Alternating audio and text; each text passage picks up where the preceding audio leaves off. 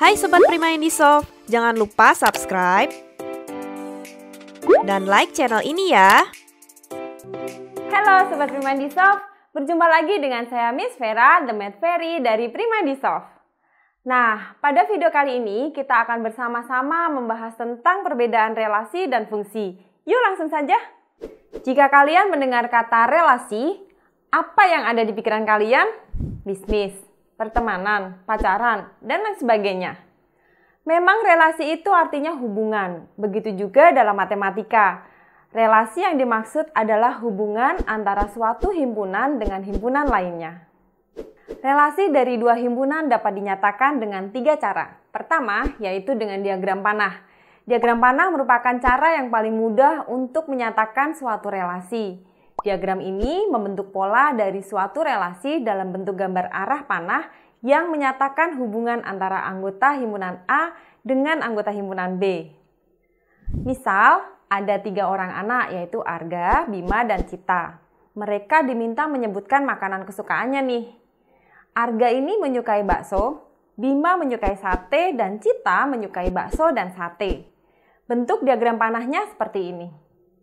Nah, di sini menunjukkan bahwa Arga itu menyukai bakso, Bima menyukai sate, sedangkan Cita menyukai 2 nih. Ada menyukai bakso dan menyukai sate.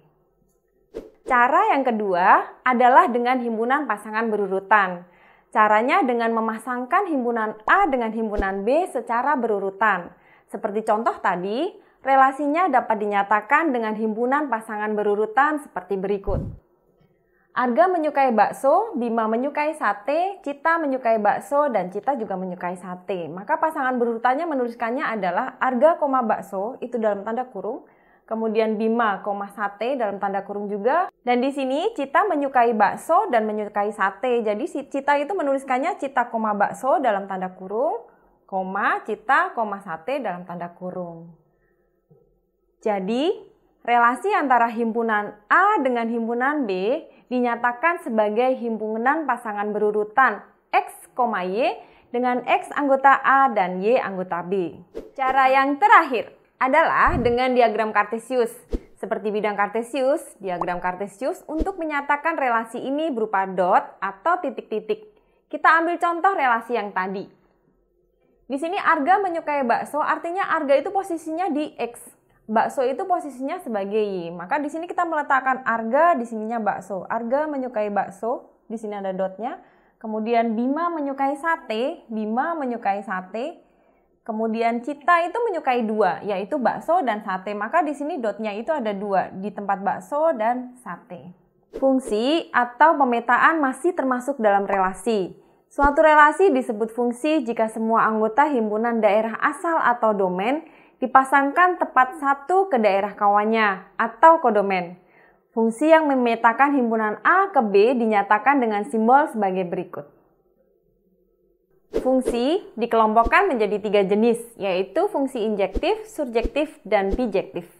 Pengelompokan tersebut didasarkan pada sifatnya.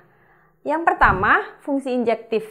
Fungsi injektif sering disebut dengan fungsi into atau fungsi satu-satu. Sebuah fungsi dikatakan fungsi injektif jika dan hanya jika anggota kodomen hanya dipasangkan 1 kali dengan anggota domain.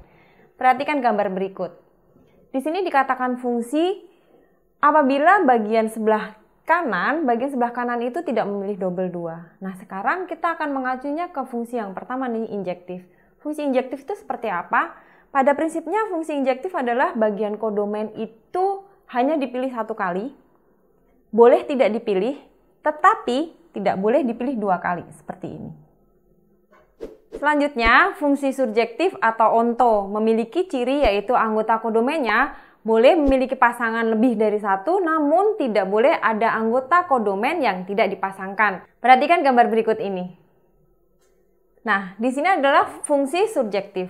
Fungsi dikatakan fungsi itu apabila di bagian kanan itu hanya memiliki 1 pasangan, tetapi karena dia mengacunya pada surjektif, maka kita melihatnya di bagian kodomen.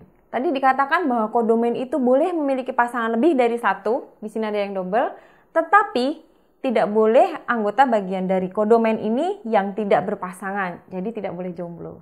Yang terakhir, Fungsi bijektif. Fungsi ini adalah gabungan antara fungsi injektif dan surjektif. Pada fungsi bijektif, semua anggota domain dan kodomain terpasangkan tepat satu. Perhatikan gambar berikut. Nah, di sini kalian bisa lihat bahwa di sini ada domain dan ada kodomain. Masing-masing mempunyai pasangan tepat satu. Untuk domain berpasangan dengan kodomain dan kodomain juga berpasangan dengan domain. Jadi tidak ada yang jomblo dan tidak ada yang double. Sekian video pembahasan kita tentang perbedaan relasi dan fungsi.